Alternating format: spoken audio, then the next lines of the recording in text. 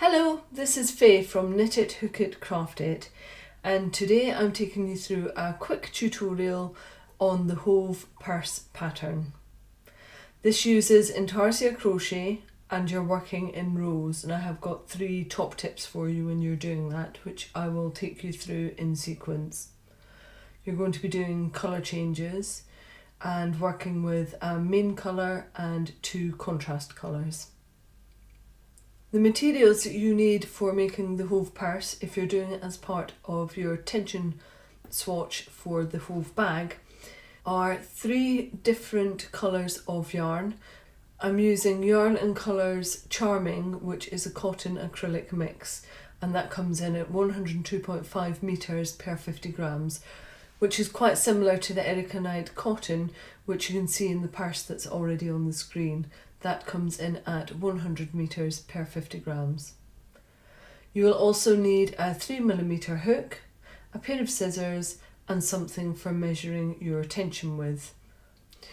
When you've downloaded the pattern from my blog, you will see that there's a chart and you'll be referring to contrast colour 1, contrast colour 2 and main colour. So the teal that I have here is colour 070 in the Charming, and that is going to be my contrast colour 1.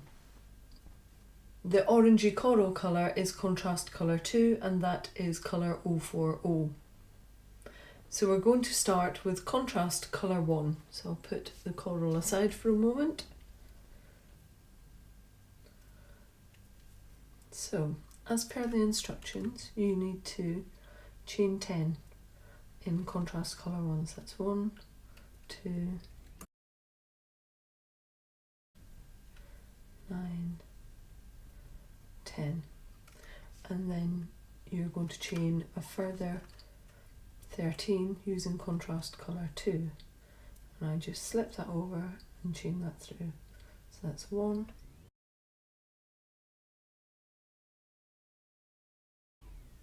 13. Let's just check the numbers there.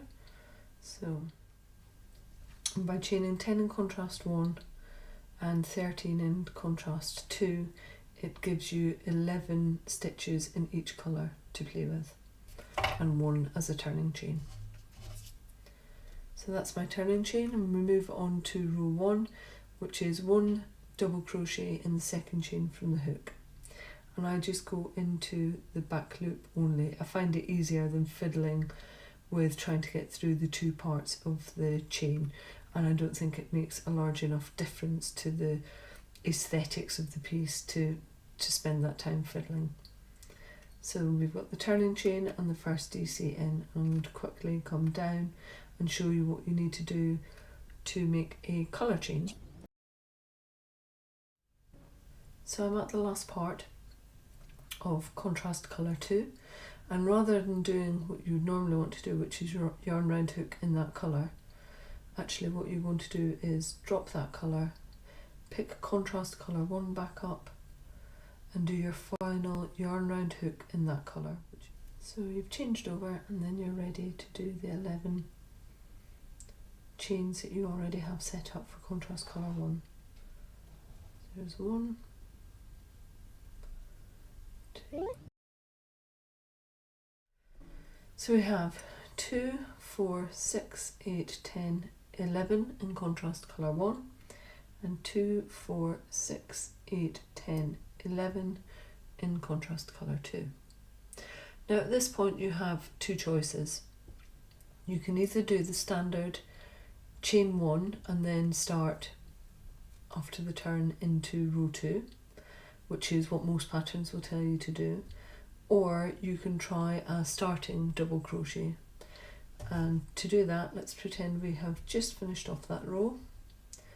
So you're at here, and normally you would turn and chain 1, but instead of doing that, if you want to do the starting double crochet instead, what you do is take your hook out, replace it from the other side, turn your work, pull up the loop a little, not too much,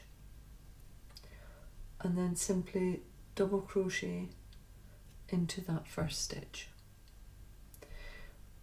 I like using the starting double crochet. I learned it fairly recently, and I think it just adds to a very neat edge that makes it easier when you're sewing up a seam. I think it gives very distinct places to put your needle into for sewing up, and I just think it's a little neater. It's very simple to do, but either method, whichever of the two that you choose, so either starting DC or chain one with a turning chain, it doesn't really matter for this project.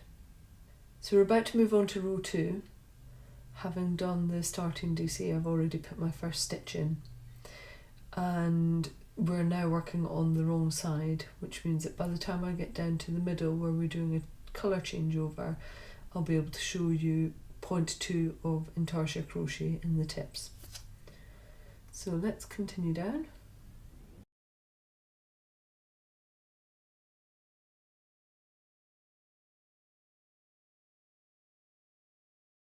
So I'm coming into my final stitch, and I have to do a colour change at this point, but I'm working on the wrong side of my work also. So yarn over, yarn round hook, pull up a loop.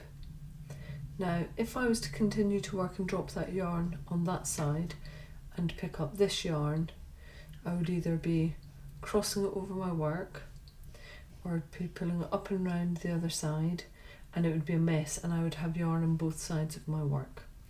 So before I change back to contrast colour 2, which is the coral, and before I do that final yarn round hook, what I need to do is pull my old yarn forward and place the ball forward. It makes it easier for yarn management, and you need to place the new yarn to the back. So can you see there? Old yarn has come forward and the new yarn has come to the back. And what that means, I'll be able to show you. You do that final yarn round hook with your new yarn. And let me just pull that up a little, and you can see it's nice and neat, and I don't have yarn on the wrong side of my work. Let's pop the hook back in there.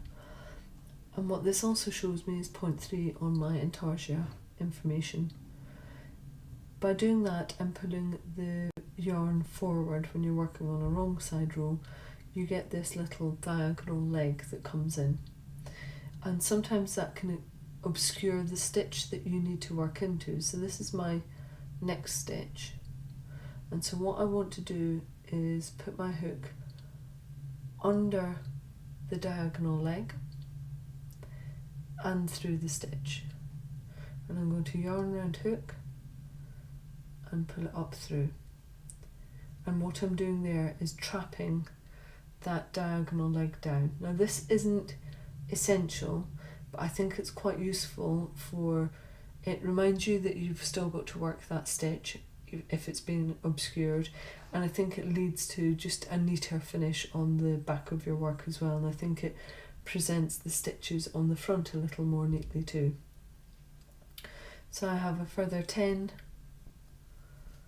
double crochets to do down here, which I will quickly whiz on with.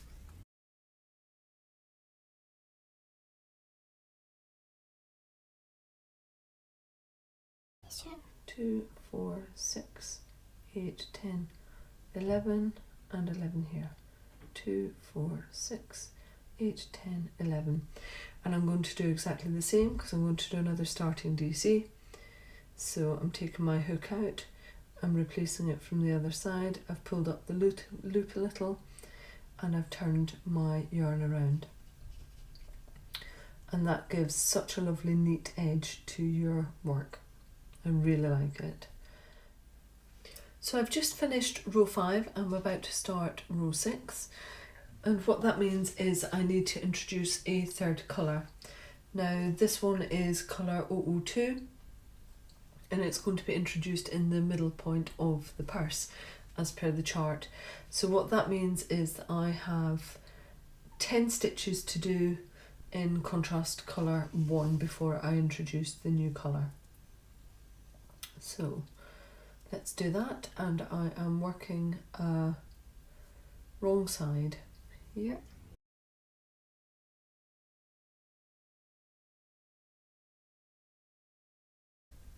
So we're coming up to number 10. So it's exactly the same idea. Yarn, round hook, pull up a loop. I'm just going to pop this down, and I'm introducing this is actually the main colour, so what's shown as grey in the chart, I'm using cream, and it's your main colour. So all I want to do is, as I did when I was changing over to the other colour, keep the tail on the wrong side, put the working yarn to the back, bring the old yarn to the front and move that ball down. All I want to do is secure that down, yarn round hook and pull it through. So the old yarn, that contrast colour 1, is now at the front. My main colour is at the back, and I need to do 2 stitches in that as per the chart. So there's stitch 1, and here's double crochet 2, but of course at this point I need to move back to this, which is colour contrast 2. So to do that, exactly the same. What will become my old yarn comes to the front. My new working yarn goes to the back, and my final yarn round hook, let's move that out of the way, is with the new colour, which is contrast colour 2. And then I have 10 stitches to do in contrast colour 2. I'll go through this again, so I'll show you slowly row 7.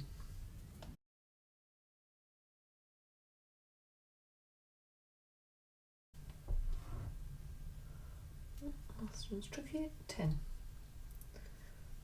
There we go. So what we should have are 10 stitches in contrast colour 1. So that's 2, 4, 6, 8, 10. 2 stitches in the main colour, 1, 2, and 2, 4, 6, 8, 10 stitches in contrast colour 2, and that marries up perfectly with what is happening in row 6 of the chart. And to move on to row 7, I'm replacing the hook, pulling up a loop a little, and I am ready to start on the right side, which means that all of my yarns are already at the back of my work and ready to go. And this time I need 9 double crochets in contrast colour 2. So there's 1,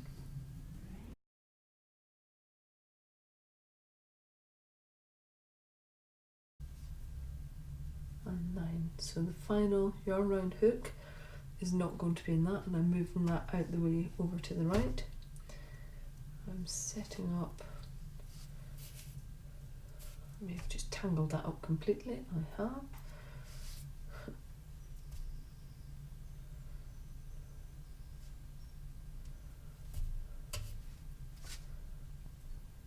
Come on, there we go. I've got my main colour ready to do the final yarn round hook, and I have 4 of those to do. Now, even though I'm working on the right side, you can see that you still have that diagonal leg, so I still want to trap that down. You don't have to, but I do just feel that it neatens up the back, and I think it presents the stitches nicely on the front. So that's been trapped down, and there's stitch 1, 2, 3, and 4. And of course on the final yarn round hook, I'm moving my main colour to the right, and I'm ready to work in contrast colour 1. So it should be 9 stitches left. So there's 1,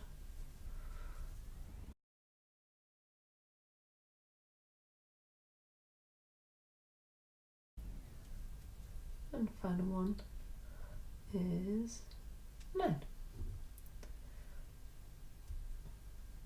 And that is row 7 completed. You can see how the pattern is starting to build as per the chart. It's very quick to do, and really once you've got the basics of getting your yarn management and ensuring that all of your yarn stays on the wrong side and trapping down those diagonal legs, once you've got that and working out that you have to change your yarn over on the last yarn round hook, then you're good to go. Intarsia is not such a scary thing. So I'm going to whiz up now until the end of row 18 and then pick back up with you there. So I'm coming towards the final stitch of row 18, and it's exactly the same as we just had with row 15. At the very end you need to do your colour change. So I'm doing hook through, yarn round hook and pull up a loop, and I'm moving back to contrast colour 2. Now if there was a scarf or something that wasn't going to be enclosed, I would cut off this yarn here and attach again up for this part of the project. But because this is going to be doubled over and made into a purse, it really doesn't matter to me at all that there's going to be a little thread of contrast colour 2 here and contrast colour 1 here. So all I'm going to do is, because I'm working on a wrong side, bring my old working yarn to the front, make sure that my new colour yarn is at the back, yarn round hook and pull up. So yes, there's a little bit of a thread there, but I'm not overly fussed about that. And I've changed ready for the next colour, so let's move my hook around for a starting double crochet.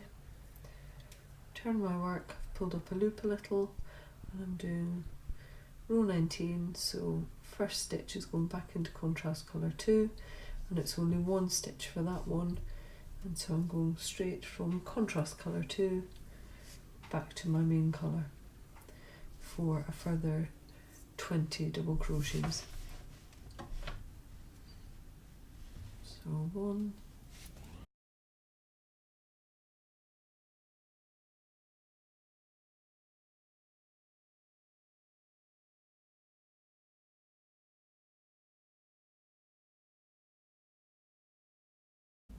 and this is number 20. So we're working on the right side, and again I need to yarn round hook with contrast colour 1 so that's ready to do the final stitch, and I'm just going to trap that yarn at the back down as well at the same time. When I'm doing that, trapping that yarn, I'm not pulling it through to the front, I'm just trapping it underneath. And there we go. So you can see at the back you do have two little threads of yarn here and here where you've pulled it up. If that bothers you, then you simply cut the yarn here on contrast 1 and contrast 2 and then add new yarn in up here. But like I say, that's the halfway point. There's going to be another half, and that's how you sew the purse up, so it really doesn't matter to me that there's a little bit of yarn there. So I have just finished row 19, and I'm just going to continue to whiz all the way up and do the rest of the chart up to row 33, and then I'll show you how I fasten off at the end, and I will show you how I will be sewing this together. I'm not going to show you how to sew it together, but I'll just show you where I would sew the seams together down the side of the starting double crochet. So I'm just coming towards the end of row 33. I have a couple more stitches to do, and then it's time to review and have a look at how it all looks. So that's my final double crochet there.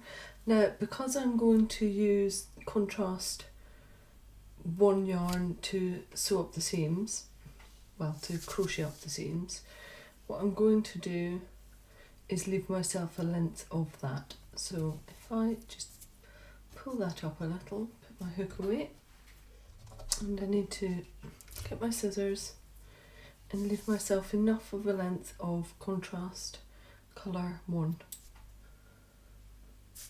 Put my scissors away.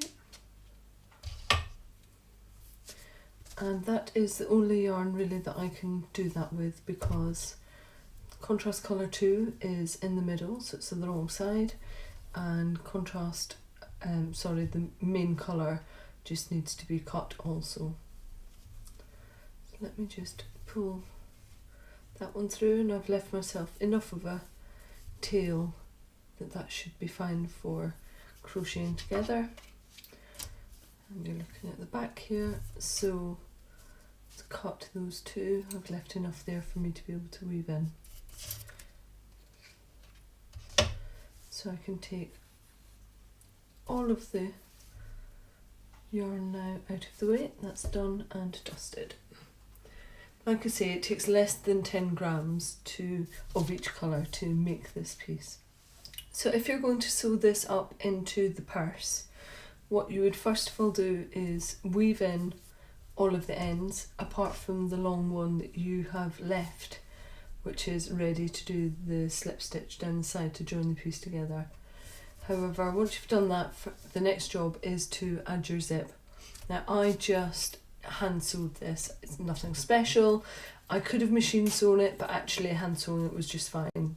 And I just chose a light coloured thread that wouldn't show up on the right side, and a nice dark coloured zip that I thought suited the main colour that I'd used. So hand sew one side, open up the zip and hand sew the other side. It's very important that you open up the zip, otherwise when you come to slip stitch down this side and this side, if your zip isn't open, then you've got no way of turning the purse out so that it's on the right side. So once your zip is on, turn the purse inside out, and as I promised with the starting double crochet, you've got very nice prominent places for you to add your stitches into.